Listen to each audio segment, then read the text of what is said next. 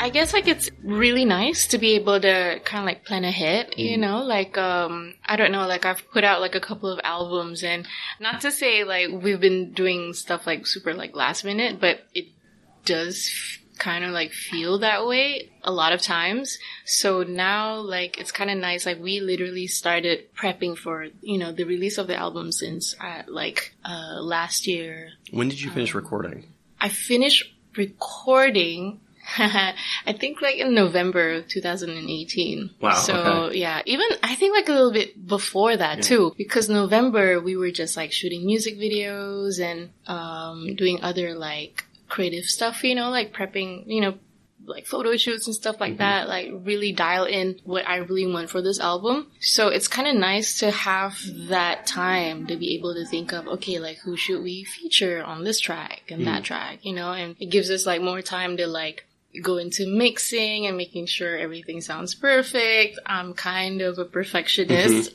but I don't know how and when I became a perfectionist. As a kid, I was just like all over the place, but it's kind of nice to be able to do that, you know, like with the amount of time that we have before the album release. You feel like you weren't that way with your music early on? Kind of, you know, like not that I wasn't like thorough with my music, but it's always like, okay, like go into the studio, write, and get it produced, and then straight away, oh, this is perfect. Like, okay, let's mix it. But this time around, I was able to like, you know, there's something wrong about this line or whatever, you know, like 2 months later, I'm like, I'm going to go back in and fix this line. You think that's a good impulse though? At a certain point, you have to let it out into the world and move on to the next thing. But that's the thing, like, a lot of times I always felt like, you know, listening to my album, my previous albums, I'm just like, oh man, I wish I had that thought of like, maybe I should fix this. And I didn't. And then listening to it again, I'm just like, oh man, I wish I actually went back in and like, you know, delivered like a different way of vocal delivery or something. So you feel like it's just sort of trapped there now every time. Is it the case when you go back and, not that you like are going back and listening to your stuff all the time, but when you do, for whatever reason, is it the first thing that jumps out at you? Kind of, you know, it's just like, you just feel like as an artist, you know, you could have done something about that. And you can, you know, like as you're creating, you can always just go back and then make it like how you really want it to be, you know, and I wasn't doing a lot of that before. So for this album, I get to do that, you know, like, for example, like trying to get the right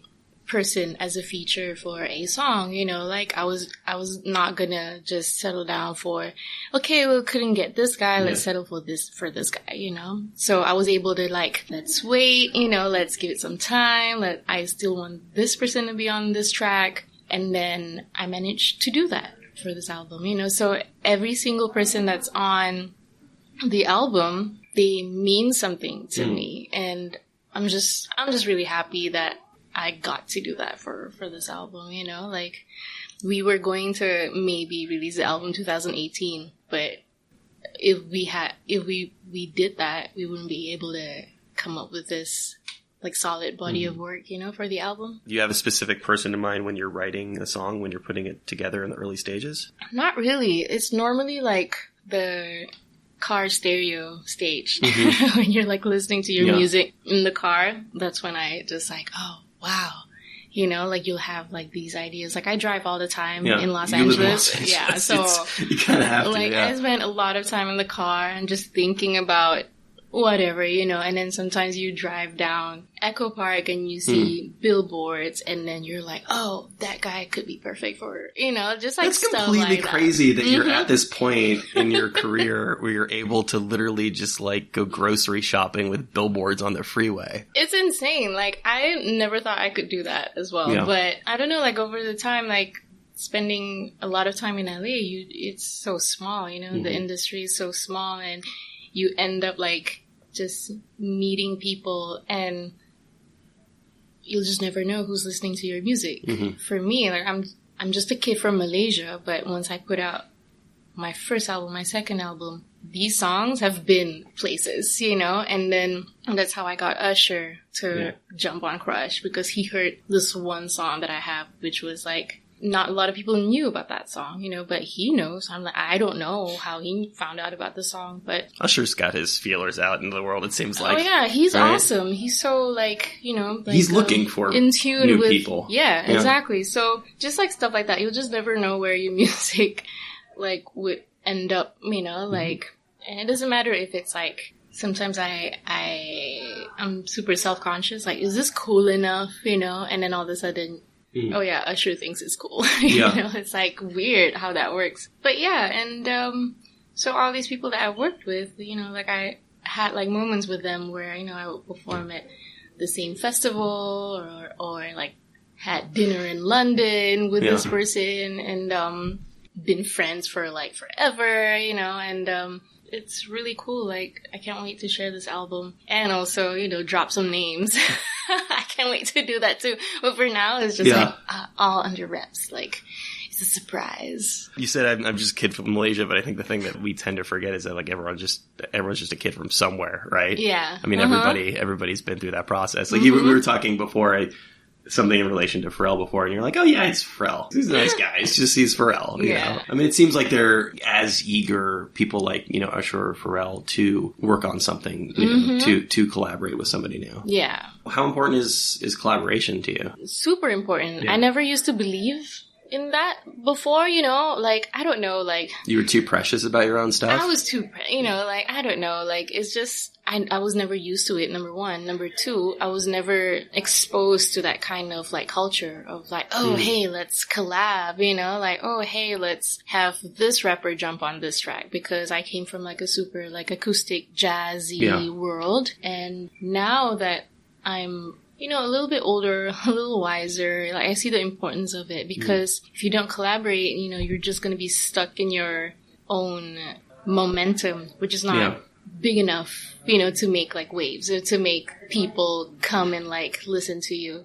I started doing that like a couple of albums ago and it was a lot of fun. And last album, I had Usher and Janae, you know, and that really opened up the door for me, kind of just like a lot of fans from the Usher world and the Janae world, you know, like they discovered my music. So it was really nice to have a new set of people to like love your song, you know, not just like listen, they actually become your fans. And so yeah, that it's really important. I don't see like, you know, I meet a lot of artists who's just like, oh yeah, no, I'm not gonna like work with other people. Like, I'm just gonna like be in the studio somewhere in some cabin and just, you know, be in my own world. I'm like, okay, well that's great, but you know, like you're missing out on just being more creative and like, I don't know, like I love it.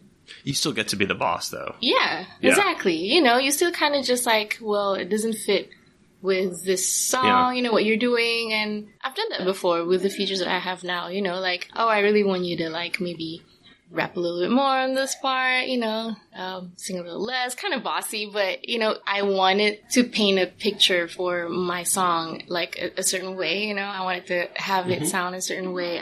You had an idea. An idea. Like this voice will be perfect for this. But of course, you know, I give them the creativity to just explore what they want to do and have, you know, maybe like guide them a little bit, you know, because sometimes they don't know about it. You know, like when you do this, it sounds freaking amazing. And then they're like, oh, really? Like, okay, I can do that. I'm like, okay, but cool. you equally have to be open to new ideas. I mean, I used the word precious before from the standpoint of you have to be willing to, if a new idea arises, to kind of move away from that original vision that you had. Yeah, definitely. I definitely have to be more open-minded about it, which, I have to admit I wasn't before. You know, like, even, for example, like, working with Pharrell, for example, he's an amazing producer. But before that session happened, I had, like, kind of, like, cold feet, kind of just like, oh my God, what if the song is not something that I want to do, you know? So that kind of, like, negative thought, like, in my head. And then it, you know, we just like went into it and it was just an amazing like process, you know, and I still like laugh at myself, like, why would I think that way, you know? So yeah, you just kind of like have to be open about making music you're creating, you know, and if it works, it works. If it doesn't, it's... Somebody like Pharrell specifically, you know, you have to realize like there's a reason why it's him that I want to work with. Yeah. Like, I know that he is very good at his job, you know? But, you know, like sometimes you just, I don't know, as an artist, you just like have that switch. You're just like, oh my God, like what if it changes my whole sound, you know? So... yeah, but now your sound has changed. Open. I mean, it's evolved. It has evolved. Yeah, exactly. You know, like now I understand that. Like you have to constantly evolve and not be at the same place all the time. So, I'm really happy now. I have a song with my last album. I have a song with DJ Premier, which was like Yuna and DJ Premier. What, you know? So, and I have a lot of fun doing it. So I was reading an interview where you were talking about basically putting on a festival, and it strikes me as similar from the standpoint of you've got to cede a certain amount of responsibility to people. You have to trust people, but at the same time, there has to be somebody up top who's calling the shots, who has the larger vision. Yeah. I don't know. I think it's also like when you're working with people, like collaborating with people, like, it's a community thing as well, you know, like the music community. It's not big. It's pretty small. You know, everyone knows everyone. So why not, you know, just like work with each other. And yeah, living in LA, I think like really opened my eyes. Like, okay, well, this is something that I gotta do. You know what I mean? Like, not to just get more fans, but it's also good for my sound. I want to see, like, what can I do with this artist? What can I do with that artist? You know, like, for example, like, I don't know, one day I would love to work with Tame Impala, you know? And I think Kevin Parker is an amazing musician, amazing artist. Like, let's do something, you know? Like, so these are all these, like, ideas, like, I have. And also it enables me to think bigger. Like, think of a bigger picture. Like, what can I bring to the table? You know, like, okay, I know I'm good at this and that. For example, like, I'm good at doing stacks of vocals, like harmonizing, you know, or people love that shit, you know, so, okay, let's give them that, you know, so. You know, you're describing your earliest stuff as being almost like acoustic jazz. Where did the most dramatic change happen to your sound along the way? I think it was Pharrell. Okay. I know him. Yeah. Like, he literally kind of just, like, set me down, okay, Yuna, you gotta try and do this, you know, and, that, and then I think my last album, 2 Chapters, I just decided, okay, let's just put out, like, a full R&B album, you know, like, which made it to, it was so weird. It's kind of funny, like, it made it to, like, the top 20 R&B albums in 2016 on Billboard, you know what I mean? It's just, like, kind of surreal, like, oh, that's kind of cool, you know, that I did that. Yeah, I guess it takes a while to really find your, like, your sound, you know. I thought I found my sound when I was like 20. Like, no, you know, like now I'm like 30 something.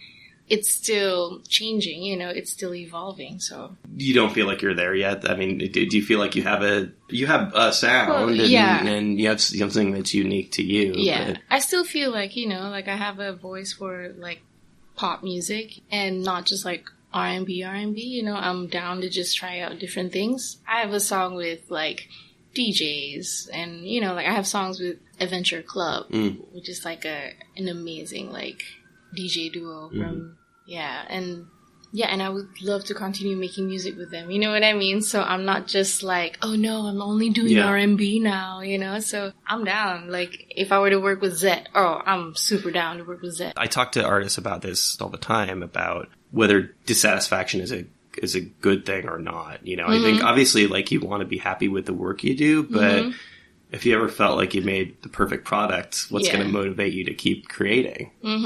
It's never going to be perfect, you know. There's always going to be something that you're just like, I would, like, for me, like, not that I'm never going to be happy enough about the music I put out, but like even right now, I'm already like, the album's not even out yet. I'm ready to go back into the studio and like, you know, like I'm always having ideas like, oh wow, you're constantly like exposed to like new exciting things, you know, because you're always doing stuff. You're always traveling, you're always listening to things, you're always watching a new show and listening to the songs on the show, you know, just like stuff like that. Life just has a way to keep you like hungry, be more hungry about thing. So now I'm just like, oh yeah, I'm down to just work with this person, this producer that I admire, you know, like, oh, who did this track from this artist? You know, okay, I'm going to try and work with this person. So I'm already in that place right now. You know, I'm not even like going on tour yet.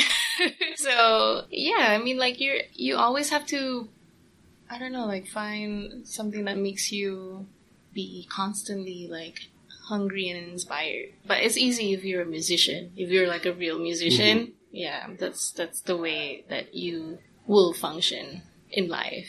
That's why sometimes you see like people quit. Oh yeah, I don't do music anymore, you know, and it's really sad because it takes a lot to quit doing music. I interviewed someone last night and, you know, he's been making music for a long time. He took 4 years off and I asked him if it was difficult and he said no, he just didn't want to do it for a while and he was able to turn it off. Not everybody has that. Yeah, exactly. I don't know if it's a blessing or a curse. Yeah, because you'll get like really, really sad when you stop creating, you know, like if it's a part of your life for so long. I like to try and keep it going and like also obviously find a way to survive, you know, like you gotta be smart with that too. Like music is a business, you know, like you're selling your product. Yeah, you just have to find like the right balance of your sound, your identity, and also what works with what's going on right now, you know, and what people want right now as well. So you have to take that into consideration too. That's how I feel. Product is, it's a tricky word. Viewing music through a capitalist lens is a little bit tricky, right? I mean, like you said, you know, you're living in LA, or if you're out here in New York, anywhere where it's, you know, the cost of living is really high. It's something that's constantly on your mind. Music does have to be a job and not just a hobby. Do you think maybe that takes something away from at least those kind of like early romantic notions that you had about music? Yeah, of course. You know, that's the tricky part about like making music. You always want to try when you're in the studio. You always want to try and like take yourself out of the studio and then put yourself back into the bedroom you were in when you were like 18. When you're making your Myspace songs. Exactly. Yeah. It's tough, and sometimes I'm able to do it, sometimes I don't, you know, and either way I'm still gonna like come up with something that's mine. So I try not to like overthink things and just create, you know, because you're not the same person that you are anymore like 12 years ago. Right? So, yeah, for me, I just, like, go with the flow, you know, and be present, kind of just like, oh, who's in the studio right now? Like, I have writers that I work with now, you know. I never used to have writers in my bedroom. It's just me. That'd be weird, yeah. And, like, you know, producers who just, like, kind of like another person to jam out to, you know, like, with music. And I like what I do now, you know, like, it's nice, and I'm able to come up with the best music that I've ever made in my entire life, you know, right now. So, yeah, talking about this album, this is, like, my husband was listening to the album, like, flying back to Malaysia, and he was like, yeah, no. Like, it's a good long flight to really take an album in. And he's like, I was, like, listening to this song, and then this album, and then I listened back to, like, your last album, and wow, you've grown, you know, like, this is this amazing, like, piece of work you have here, so. Do you wait until it's done to play for him? Oh no, he's been there like throughout the like, you know, like the whole process, like, which is awesome because he's not exactly like my number one fan, you know, when we in some ways I hopefully he is. And when we met, you know, he just like he knew one song maybe, and he's just like, I don't know what's the big deal. They call that negging in dating. But, you know, like, yeah, I'm really blessed to have someone like him to kind of just like, you know, to share ideas and like, what do you think about this? What do you think about that? You know, because he's not 100% biased, you know, like with my sound. And he's just not like, oh my God, babe, that sounds amazing every single time I write a song, you know. So, yeah, it's great to have someone like that in the house and at home. Take me back to when you were first starting, you know, when you were in the, as you said, in the bedroom, the kind of the MySpace days. What was the motivation then? Wow. Okay. So this is a great story. Oh, good. I auditioned. So I was in law school and I auditioned for this talent show, which is kind of like a Malaysian version of American Idol. Okay. And I got in and I took a week off from school, not telling them what I was doing, you know, like, screw it. If I'm going to be in the show for 2 months, I'm going to miss classes for 2 months. They can kick me out, whatever, you know. So this is what I wanted to do. I was in like law school too. Yeah. I went for the audition and I got in, and I was in their camp for like a week. I got through the next stage and the stage after that, and then the final stage before getting into top 12, kind of, you know, like when you're able to like sing on stage your own song, you know, like whatever song that you've picked for yourself. And I didn't get through to that stage. And the reason being, I don't know, they had this like weird styling like test, you know, and they didn't like my style. It was really weird and also dumb. So I went back, they sent me home. I was just like, oh my God, I can't believe I went through all that. It was so stressful. Were you like, this is it for my music career? I'm done. I'm back to law school now. Yeah, exactly. I was like, I'm never going to do this ever again. You know, I'm never going to sing ever again, kind of. But I went back and I got on a phone call with a really good friend of mine, and he was like, why are you doing this show? You play the guitar, you can sing, you know, like you can really sing. You don't have to be one of those artists that's like a power house vocal kind of like singer. And I was like, yeah, you're right. He's like, okay, you need to write your own songs like right now. So it's exactly what I did. And just like, okay, well, I know how to record my songs, kind of, you know, like put it on Myspace and see what happens. And that changed everything, you know, so I got addicted to that, I think. So when you first started doing it, you were very conscious about not showing your face or showing pictures of yourself? Oh yeah. So which is like, it's kind of a 180 from trying to be on a TV show. Yeah, I was curious to see like how people would react to the song itself, not thinking of, because you know, I wear the hijab, which is like, I'm Muslim, so I practice modesty, and I wear the scarf, and being a singer and wearing the scarf, it's something very like foreign, very new, kind of weird from where I'm from. So maybe I just wanted to keep that hidden, the fact that I wear this scarf, you know. In the Malaysian music industry, you know, it's not something that's like, oh, you know, like, yeah, you can keep the scarf on and also be a singer. They're always going to make you like have your hair out and be all, you know, like pretty and sexy. So I was curious to see like what would happen, you know, and people started like following my page and downloading my songs and like leaving comments, and then finally I got an invite to perform live, and I'm like, okay, well, this is it, you know. And I didn't expect people to show up, but a lot of people came to my first show, and they were surprised that, you know, like, oh, this hijabi girl is like playing the guitar, actually singing, she sounds like the recording, it's her, you know. So it was really cool. It was, I think that, you know, that became like viral a little bit back then. Viral was a new thing. I think that's how like it started, you know. Like I graduated law school and just decided to focus on music and kept on. You went all the way through law school though. You saw that to the end. Okay. I saw it to the end. Well, I mean, like a lot of people, they're like, I'm gonna do this music thing. I'm just gonna drop out. Law school is not easy. I was literally balancing like between the two things, like, and you know, going to school and still weekends play shows. I can imagine it's just like it's just not a conversation you want to have with the parents, you know. Just being like, you know, this whole law school thing, like let's put that on hold while I try to be a rock star. Like actually my dad was really supportive. Like he was like, no, you're not gonna be a lawyer, you're just gonna just focus on this music thing. So because he plays music too, and he's a lawyer. You come from a family of musical lawyers? And he's like, you know, not everybody can do what you do. And he was really blown away by the fact that I could write songs. Because he couldn't, you know. And he was like, it was really interesting, my relationship with my dad. Like, we don't really talk. He's one of those Asian dads. It's just like, do your homework. Do this, do that. And then he would just sit down with me and just like, so how do you write your own songs, you know? Like, I don't know, Dad. I just play the guitar and just like fit the words in. And he's like, but you know, so you write all these songs yourself with no help? Like, pretty much. And he's like, wow. That's funny. So you feel like that's the first time that you like really impressed your dad? Yeah, I think so.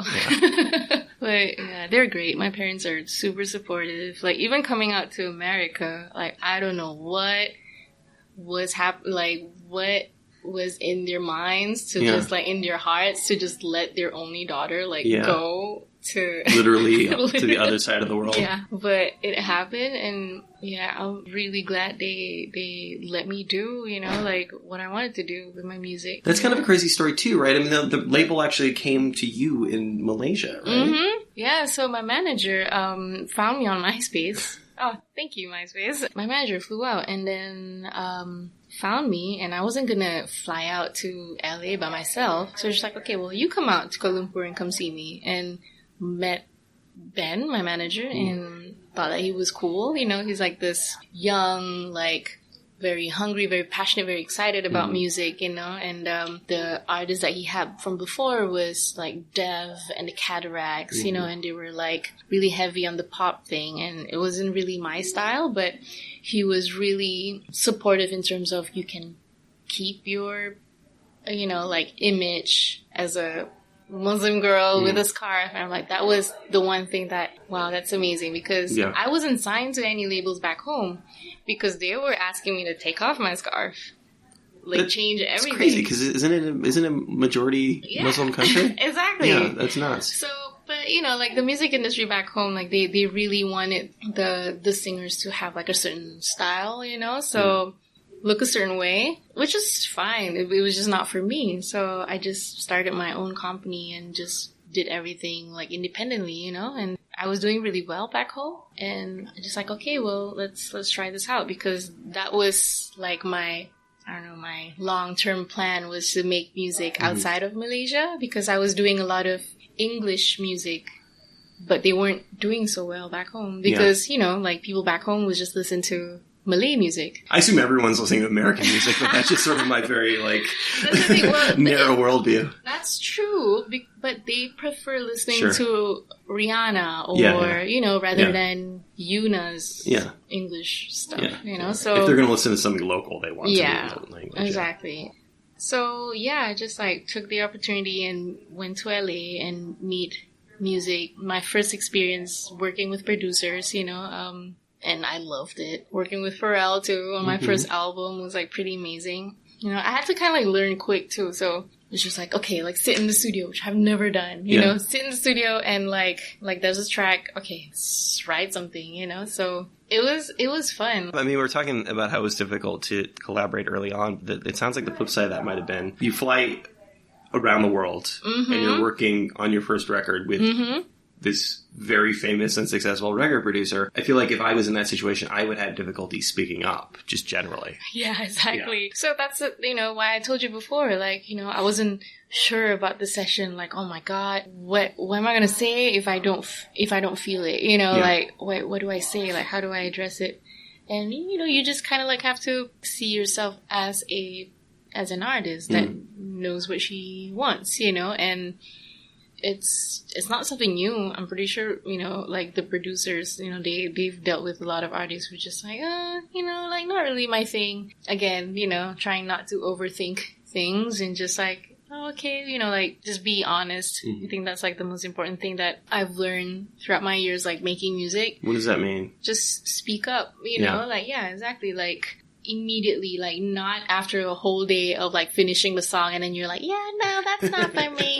And they're like, that was $20,000 of studio time. Yeah, no, like that doesn't work. Yeah, thank God I've never had to, you know, like do that. Like, so far everything that I've worked on, like I love every single one of them, you know, like Pharrell and I, we probably did like 5 songs, amazing songs, and we put out maybe like 3, you know, so yeah, I love every single song that we worked on. How does this record feel different? I don't know, it's someone mentioned it to me, like it sounds this sounds like a memory, you know, like this album or like these songs sounds like something that I've heard before but from a long time ago, and that's kind of like exactly like the vibe that I was going for. You mean it sounds retro in a way? Yeah. Okay. Yeah. Retro, but it's also like new. It's different. Yeah. It's, you know, it's not what's on the radio right now. Yeah. You ever get that feeling? It's kind of deja vu, but you're like, I don't think I actually experienced this, but it does feel weirdly familiar.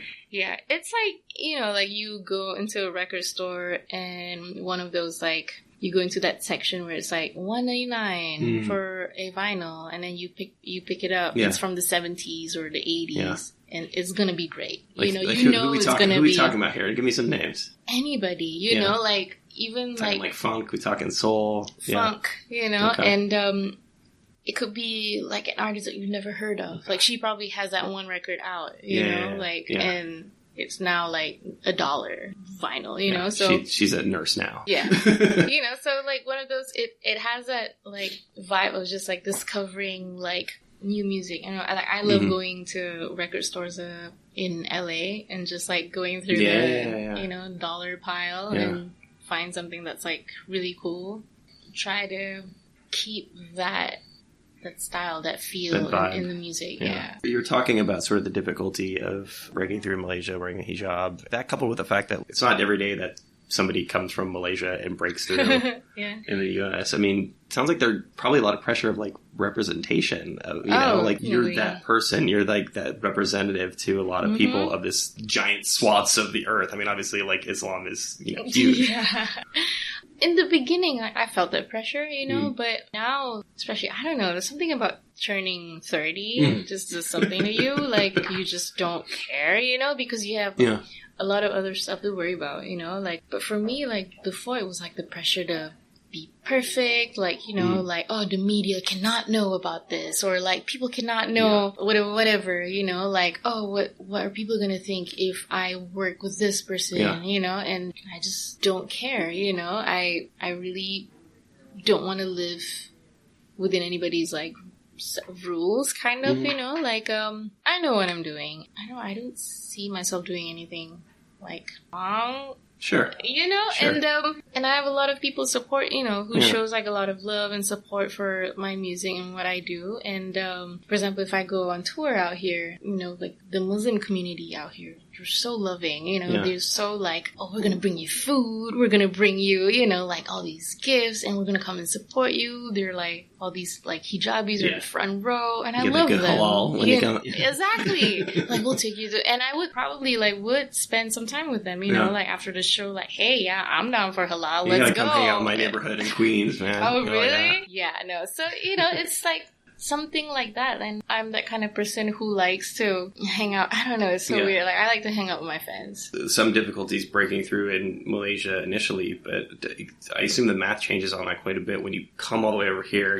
You break through over here. What happens when you go back home? When I go back home, it's really weird. Like, Malaysians love their local artists, but the locals who work in people who stay and they go crazy, like the you know, they're like fanatics pretty much. Like if you're like in a TV show with like 100 episodes, oh, they go crazy, you can't even walk down the street, you know. But I can do that now, which is nice. It's like before I came out to the US, that was pretty much how it was for me. I couldn't even like walk at malls or it's just really weird. Wait, you feel like you get less hounded now that you've come over here? Yeah, or like people, or you know what it is? Maybe there's a lot of Yuna lookalikes back home, and then they see me, and they're like, that's not Yuna, right? She's in the US. Okay. They're like, no, that's not her, you know? So I assume, like, as it has everything else, I assume the internet is like, has changed so much of that in terms of like what people have access to. Well, I think, I don't know, like people, maybe they're more laid back and maybe I'm not super relatable to like Malaysians, you know what I mean? They're super supportive for their like local acts. Do you feel like you're making music for an American audience at this point in your career? For the, you know, like worldwide, I think. I like to see it that way. Yeah, because I still think of like, for example, like I have an Asian artist like on one of my songs, you know, like I still keep that like in mind, like I have to, you know, like do something for my region, you know. So but yeah, I mean, I love Malaysia, you know, like I love my fans out there, like I'm never abandoning them, you know. So whatever I do, I'm always like, okay, well, let's make sure we do some promo in Malaysia, like okay, let's sell some merch in Malaysia. So I get it, like it's difficult, like if they were gonna buy like a sweatshirt that's like $40, that's like 200 ringgit already, you know, which is like kind of like $200, you know. So it also gets pretty hot over there. Maybe sweatshirt's not the probably. Oh no, they would buy. Yeah. So, but but they're great. They're like the sweetest fans, and they're really smart. They have a lot to say when I put out like songs. They're always like, maybe your label should do this. Yeah. You know, the marketing team should do this. It's Yuna, you need to talk to your marketing team. I'm like, oh, okay, you know. So they're really sweet. You know, they've been super supportive since day one. Like, they want to see me because it's never been done before. You know, like, not a lot of Malaysians are able to come out here and like break the music industry here and, you know, have collaborations with like Usher or Pharrell, you know, like sometimes I'm saying these things and I don't believe it. You know? I'm just like, wait, really? This happened? Are you kind of still in touch and in tune with the music industry over there, as far as you're in a position where you can perhaps give the next person a chance? Yeah, definitely. You know, I always try to be supportive of like the local artists, like the younger artists back home.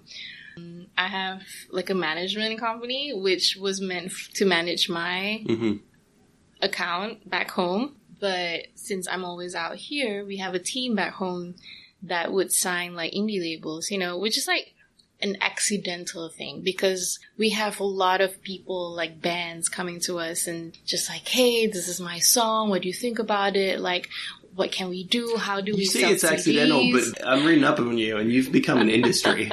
I'm like, I'm a mom, like you're like but you're also like, you're like mom. management, and you're like clothing, and you're like, I'm going to put on a music festival. I mean, you're slowly becoming.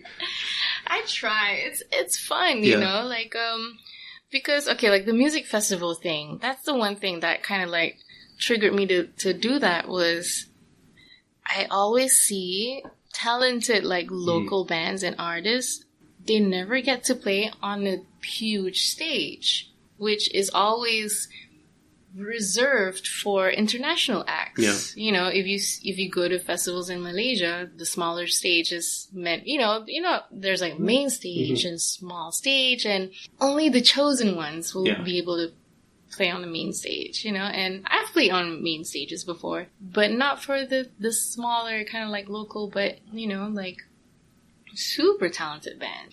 When we did that, you know, we got like a lot of support from like local like companies, and we managed to get this amazing sounding stage, and we gave that opportunity to bands, you know, okay, so this will be your stage, and they were just like blown away. They're like, oh my god, this is the stage. And they were able to be more creative with like the lighting and like the visuals. They did a great job just like handling all the visuals. They hired people to like do fun stuff, and it's interesting to see that, yeah, you know, like we're capable of doing something like that, like only if we have that stage once in a while, you know, like yeah. So basically that was what Lovely Fest was all about. It's like like local artists like just presenting their music and how they want to present it, you know. And I had a lot of fun doing that with my label. With my label, like we have like a few artists that didn't really know what to do with their music, you know, like, oh, how do we like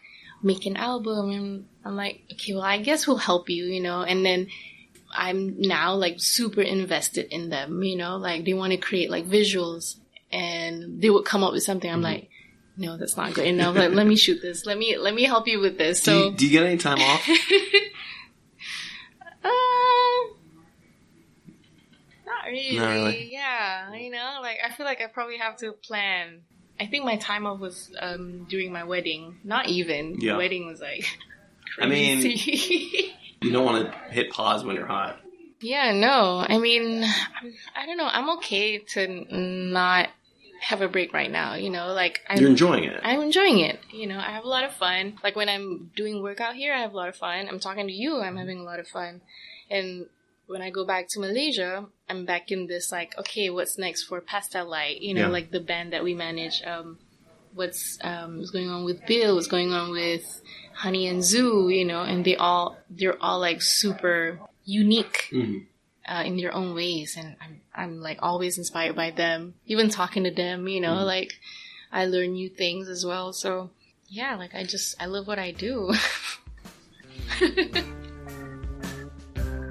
There you go. That was Yuna. Thanks so much to her for taking the time to do that really wonderful conversation. Her new record, Rouge, is out as of last month on Verge Forecast, UMG. Thanks to Yuna. Thanks to Samantha for helping set up that conversation. And thanks to you guys, as always, for listening to the program. If you like the show, there are a number of ways to support us. You can rate and review us on iTunes. We're on Google Podcasts and Spotify, YouTube now, I think Pandora in the very near future. Like us on Facebook. If you have any feedback, it's rolcast@gmail.com. Follow us on Tumblr. Yes, Tumblr is still around, and yes, we are still on Tumblr. That's rolcast.tumblr.com. That's still the first and best place to get all of your RIYL related information. And that's about all we got for this week. So stick around because we're going to be back at just about this time next week with another episode of RIYL.